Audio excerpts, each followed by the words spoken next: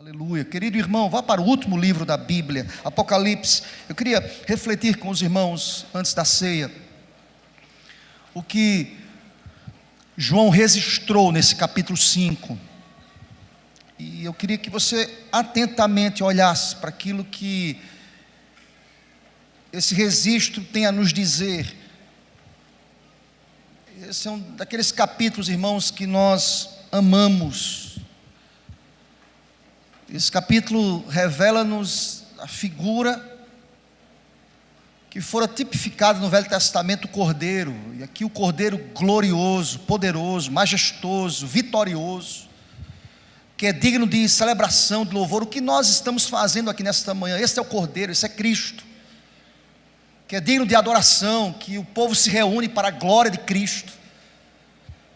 Por isso que o culto tem que ser teocêntrico, Deus tem que ser o centro de todas as coisas, cristocêntrico.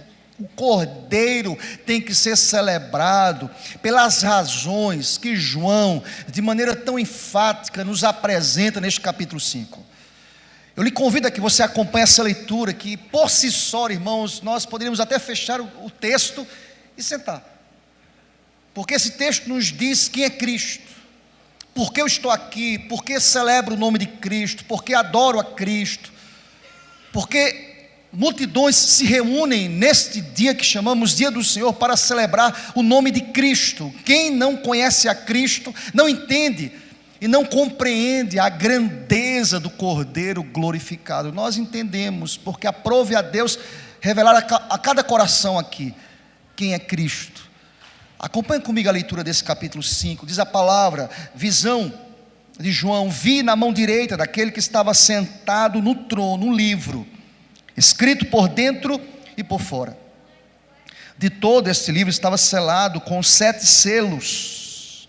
Vi também um anjo forte, que proclamava em grande voz: quem é digno de abrir o livro e de lhe desatar os selos? Ora, nem no céu, nem sobre a terra, nem debaixo da terra, ninguém podia abrir o livro, nem mesmo olhar para esse livro. E eu chorava muito, porque ninguém foi achado digno de abrir o livro, nem mesmo de olhar para esse livro. Todavia, um dos anciãos me disse: não chores, eis que o leão da tribo de Judá, a raiz de Davi, venceu para abrir o livro e os seus 7 selos. Então vi no meio do trono e dos 4 seres viventes, e entre os anciãos de pé, um cordeiro, como tendo sido morto.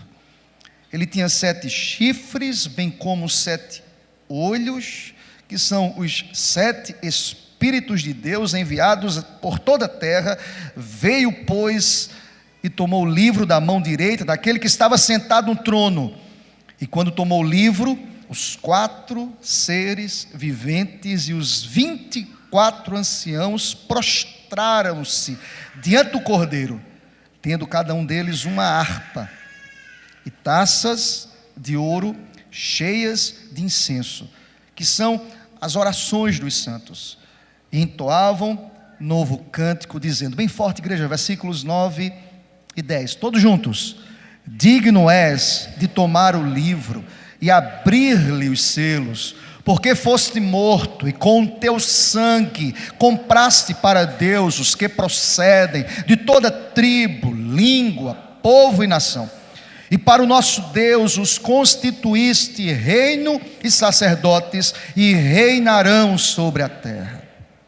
Vi e ouvi uma voz de muitos anjos ao redor do trono, dos seres viventes e dos anciãos, cujo número era de milhões e milhares de milhares, e proclamando em grande voz, diziam, toda igreja, versículos 12, 13 e 14, bem forte, igreja: digno é o Cordeiro que foi morto de receber o poder, a riqueza, a sabedoria e honra e glória e louvor. Então ouvi que toda criatura que há no céu e sobre a terra e debaixo da terra e sobre o mar e tudo que neles há, estava dizendo: aquele que está sentado no trono, e ao Cordeiro seja o louvor, e a honra, e a glória, e o domínio, pelos séculos dos séculos. E os 4 seres viventes respondiam: amém. Também os anciãos prostraram-se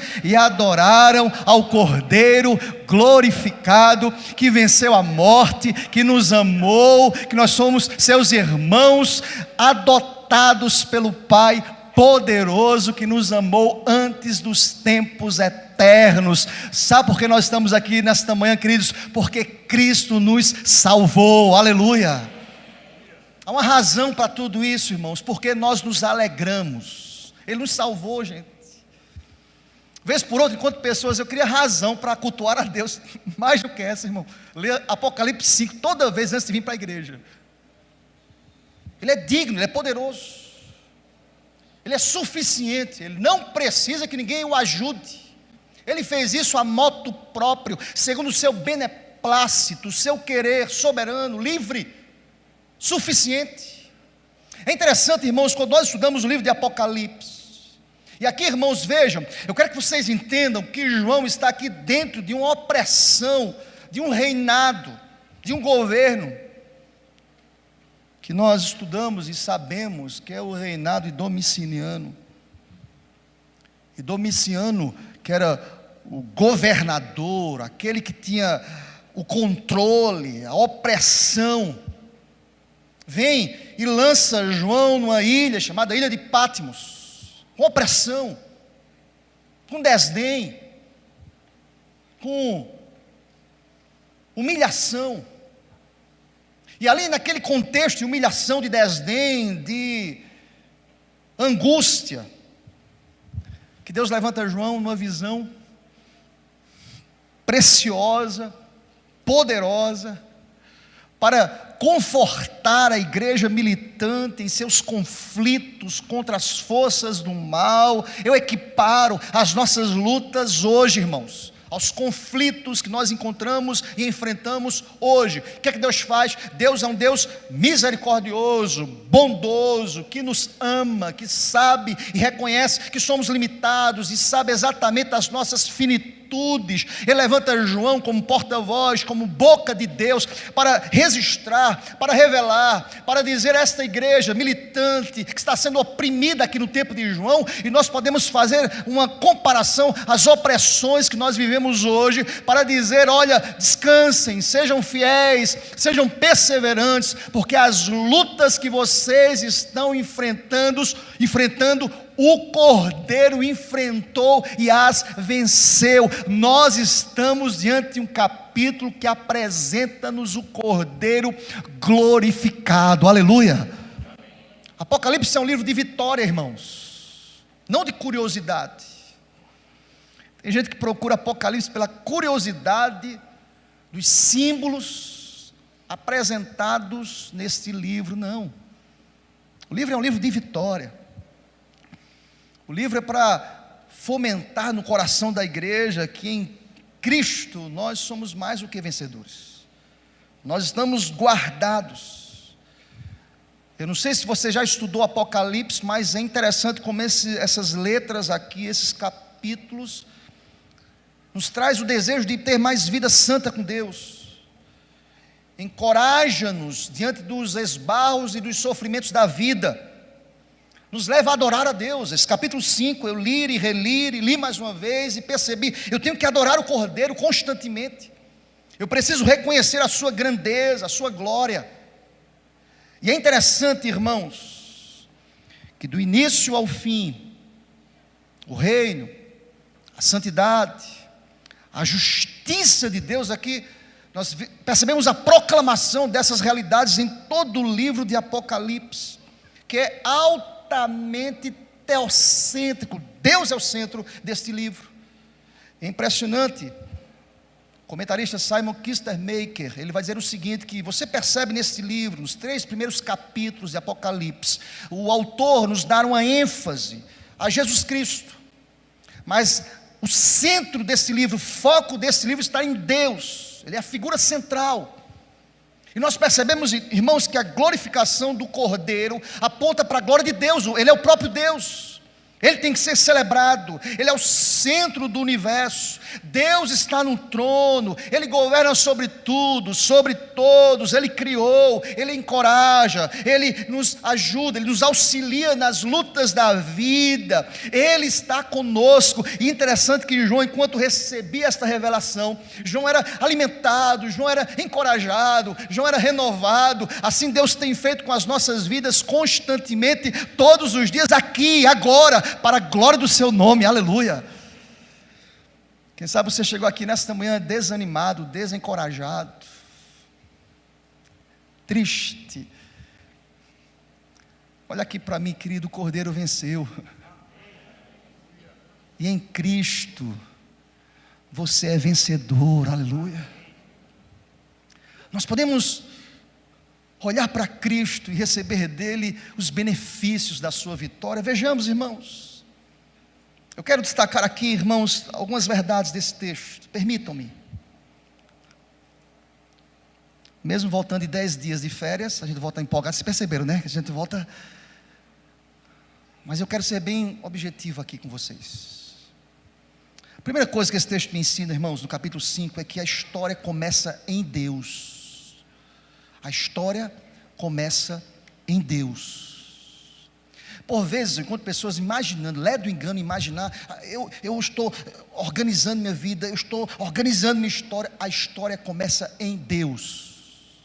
Se você olhar comigo o versículo 1 desse texto, nós percebemos que está escrito: vi na mão direita daquele que estava sentado no trono um livro. Esse livro está escrito por dentro e por fora, e todo selado com 7 selos. Deus que escreve a história, irmãos.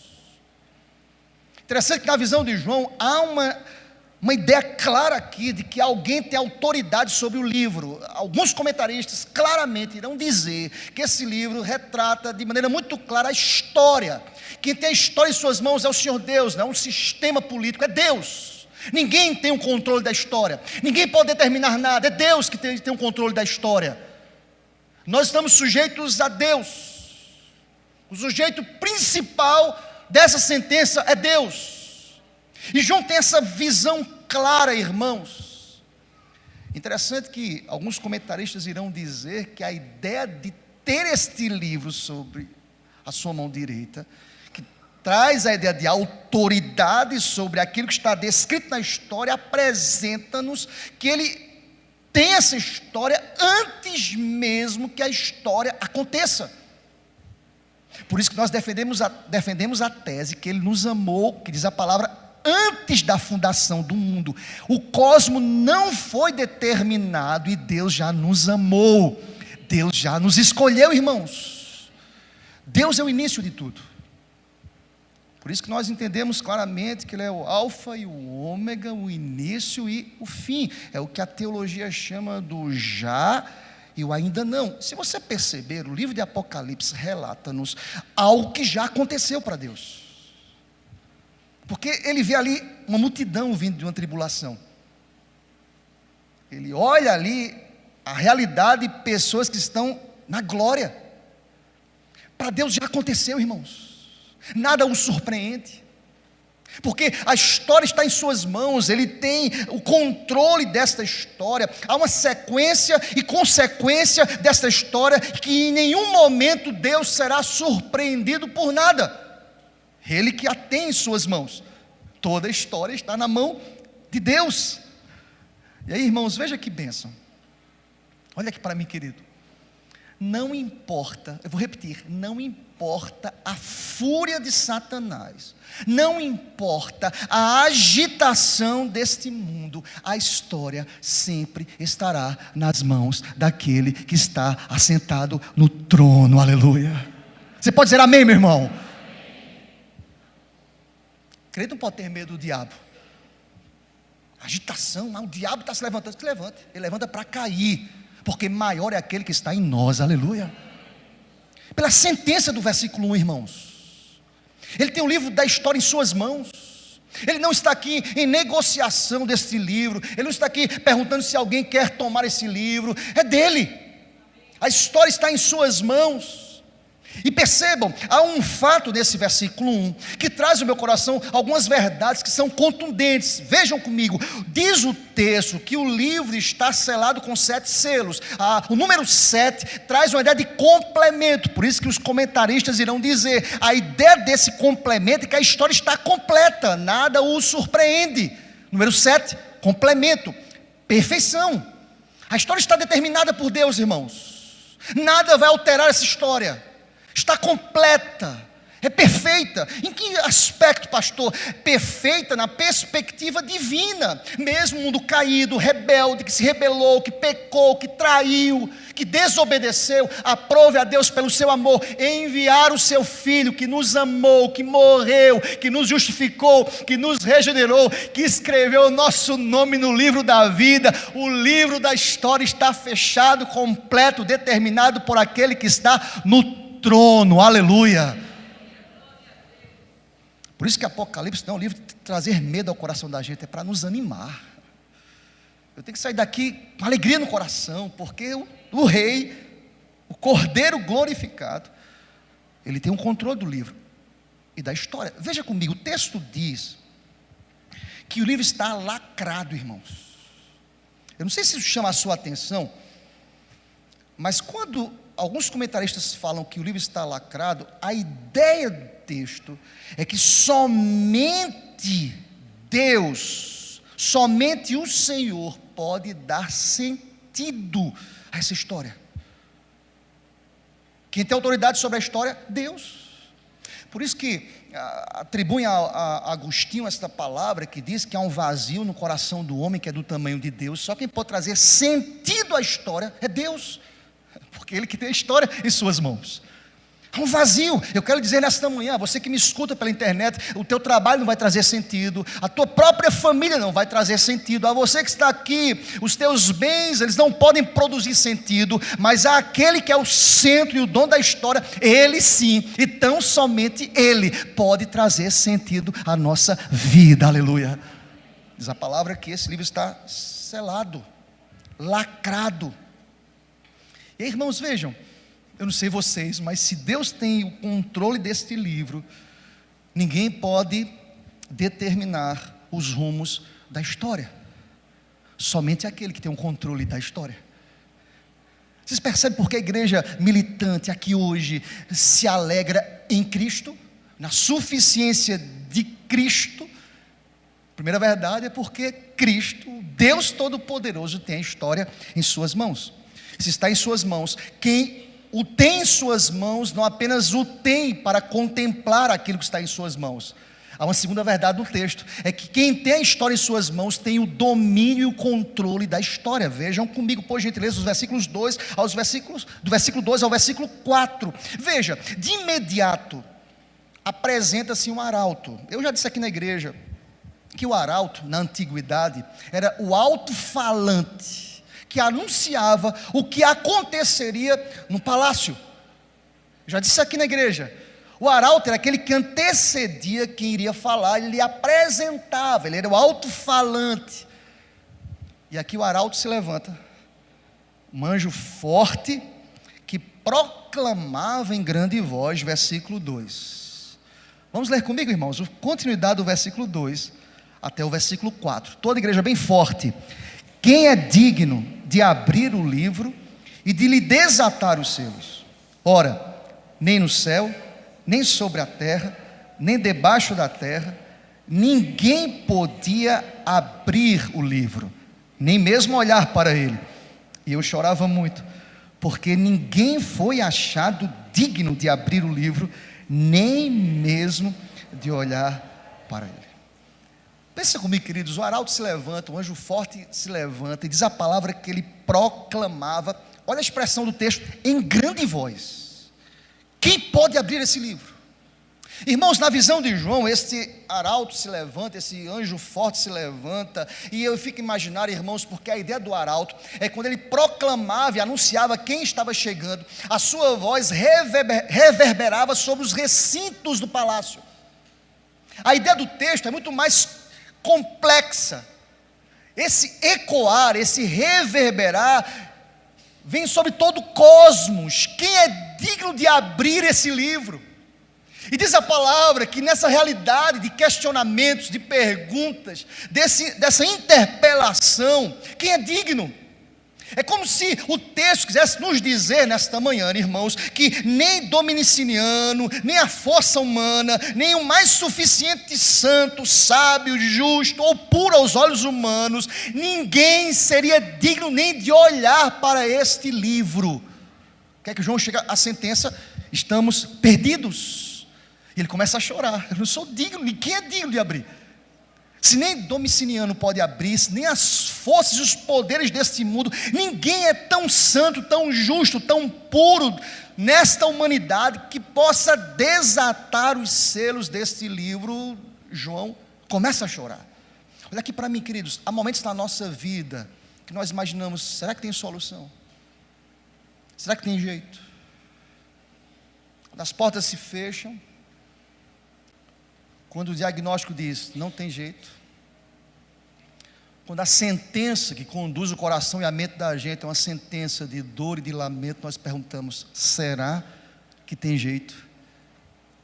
Assim como João, alguém pode até questionar, como assim? João foi alguém que recebeu o privilégio de ser o porta-voz de uma visão privilegiada e ele chora. Veja a fragilidade humana aqui externada. Nós passamos por isso. Quantas vezes eu estou aqui no púlpito falando sobre fé, mas em algum momento da minha vida eu chorei porque me faltou fé. Quantas vezes falei de vocês e preguei sobre alegria, mas eu estava triste. Quantas vezes falei para vocês, sejam perseverantes, mas o meu desejo era de desistir, de não continuar. E a nossa fragilidade, ela é exposta, escancarada, de tal forma que nós choramos muitas vezes. Nós sabemos quem é Deus, nós sabemos, reconhecemos que Ele é poderoso, nós sabemos que Ele tem a história em suas mãos, mas por vezes, e muitas vezes, nós choramos. Nós não promovemos uma fé suficiente ao ponto de dizer o seguinte, eu descanso no Senhor Deus. Nós até recitamos textos, Salmo 125, os que confiam no Senhor são como os montes, mas a nossa realidade é de liquidez. Nós não estamos de maneira firme, como montes firmes e fortes, estamos líquidos, fragilizados pela nossa própria fragilidade, e nós choramos. João chora aqui, irmãos.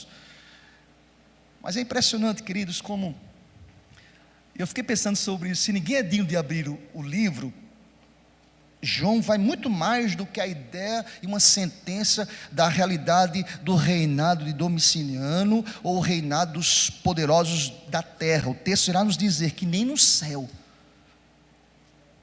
Eu fico pensando aqui, irmãos, nem Miguel, nem Gabriel, nem os serafins, nem os querubins, anjos, nem os remidos, ninguém, nem os homens da galeria da fé, Abraão, Moisés, Elias, Paulo, Pedro, nenhum homem, por mais poderoso, por mais influente, pode decifrar o sentido da história. Mas João vai muito mais além, nem debaixo da terra. Sabe o que quer dizer com isso? Nem o diabo, nem os demônios, nem os espíritos atormentados podem revelar a você o sentido da história da vida. Só um tem um controle, só um tem um livro. Esse livro está selado, mas louvado seja Deus que está nas mãos daquele que é poderoso. Aleluia. Deixa-me dizer uma coisa, a tua vida está guardada por Deus. Aleluia. Por Deus.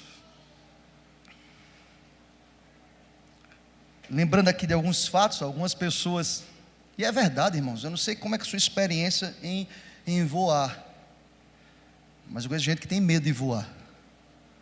Pegar um avião, e alguém fala assim, pastor, naquele momento que a gente está voando ali, a gente tem a consciência que nós estamos literalmente nas mãos de Deus. Eu perguntei assim, mas você nunca deixou de estar, mesmo achando você que tinha o controle com os pés sobre a terra. A minha vida está guardada no Senhor. Amém, irmãos? Nós estamos no controle de Deus. O texto quer nos dizer o poderoso agir de Deus. Porque quando João pergunta quem é digno, a crise gera no coração de João choro. Verso 4, olha comigo mais uma vez. Eu chorava muito, porque ninguém foi achado digno de abrir o livro, nem mesmo de olhar para ele. Deixa eu caminhar com vocês, irmãos.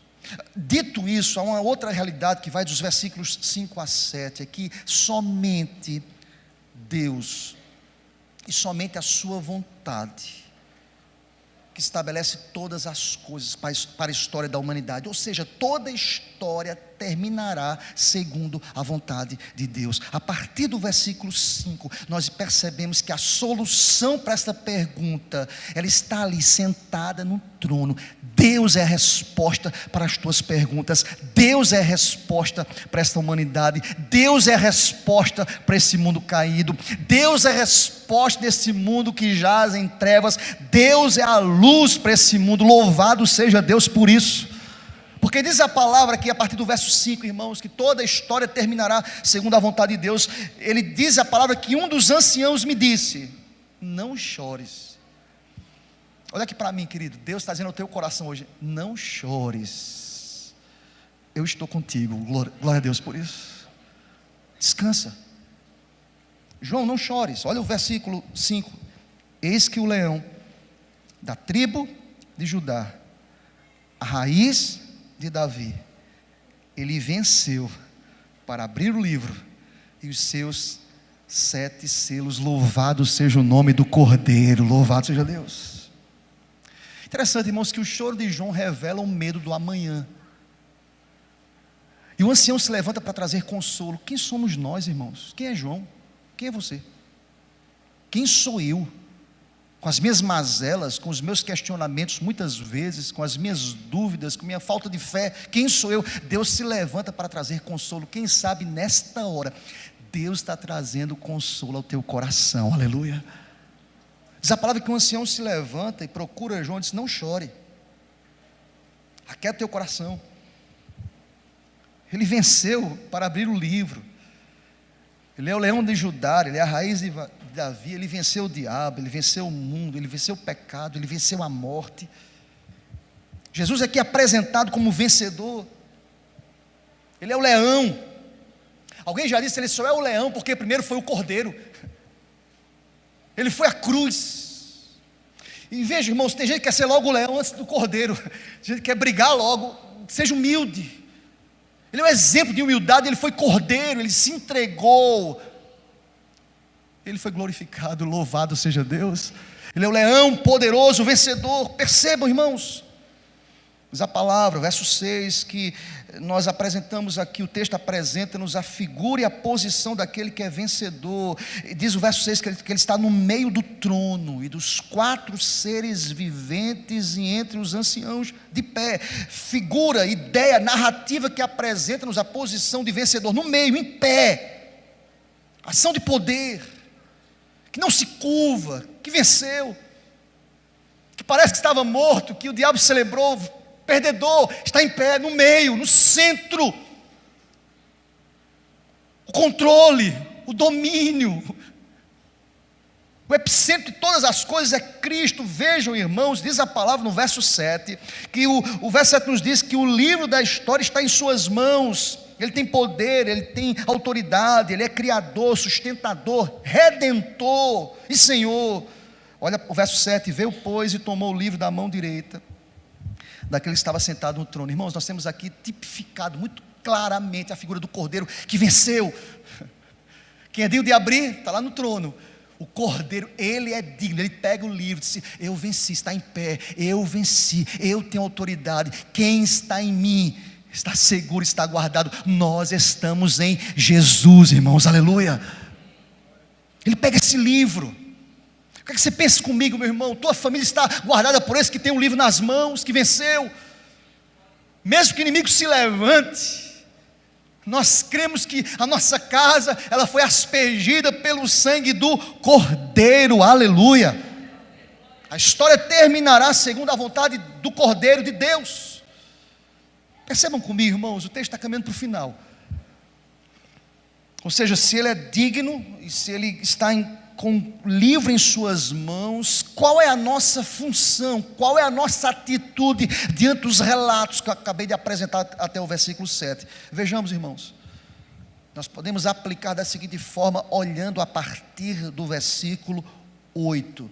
Primeira verdade, ou a continuidade, a quarta verdade, é que a nossa oração hoje tem sentido porque Jesus venceu. Olha o verso 8, acompanha comigo, por gentileza. E quando tomou o livro, os 4 seres viventes e os 24 anciãos prostraram-se diante de quem? Do Cordeiro de Cristo, tendo cada um deles uma harpa e taças de ouro, cheias de incenso, que são as orações dos santos. Olha aqui para mim, querido, toda vez que você abre a sua boca em oração, o Senhor as recolhe no trono, e Ele que é vencedor, responde segundo a sua vontade, aleluia. Tem gente que pensa assim, eu nem fiquei arrepiado quando eu orei. Precisa não, meu irmão. Eu orei aqui, nada aconteceu. Aconteceu, querido, você nem sabe o que está acontecendo. Não fale o que você não sabe. João capítulo 5 diz que a quem apresenta essas orações dos santos diante do Cordeiro.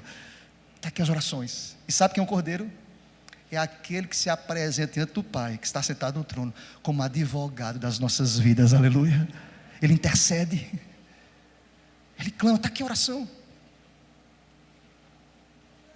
Está aqui a oração da Radassa, está aqui a oração da Kiara, está aqui a oração do Levi. Já parou para pensar nisso, meu irmão? Pastor, nada aconteceu. Está acontecendo quando nós oramos. Se 2 concordam aqui na terra, ligado no céu, Deus está recebendo. Descansa o teu coração. No tempo de Deus Ele vai responder, aleluia. As aplicações disso é que as nossas orações, elas têm sentido. Para quem não tem o Espírito Santo, não entende isso, irmãos. Isso é espiritual, querido.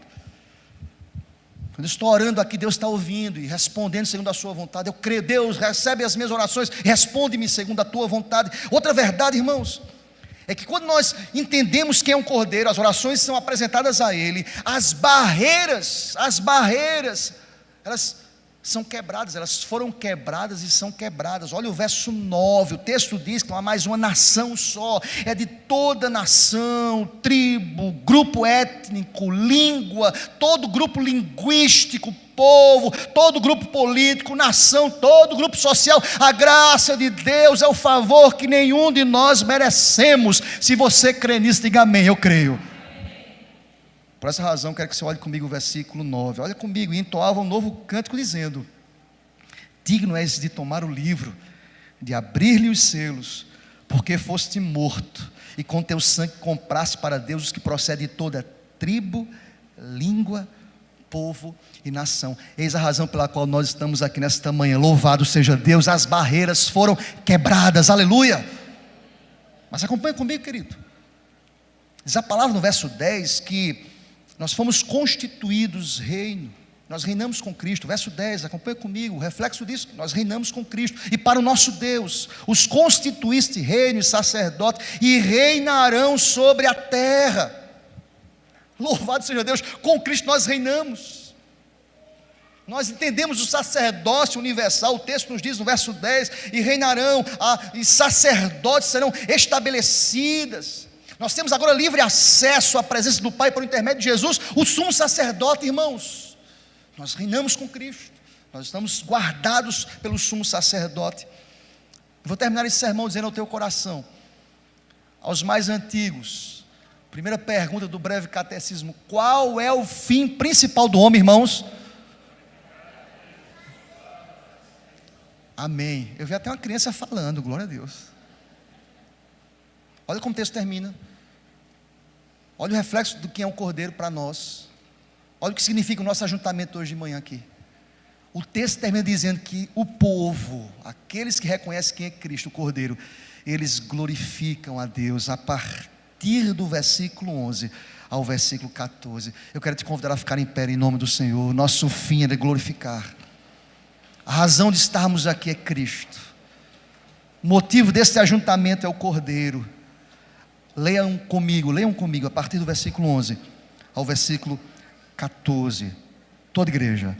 Vi e ouvi uma voz de muitos anjos ao redor do trono, dos seres viventes e dos anciãos, cujo número era de milhões e milhares, proclamando em grande voz: digno é o Cordeiro que foi morto de receber o poder e riqueza e sabedoria e força e honra e glória e louvor. Então ouvi que toda criatura que há no céu, sobre a terra, debaixo da terra, sobre o mar, e tudo que neles há, estava dizendo: aquele que está sentado no trono e ao Cordeiro, seja o louvor e a honra e a glória e o domínio pelos séculos dos séculos. E os 4 seres viventes respondiam: amém. Também os anciãos prostraram-se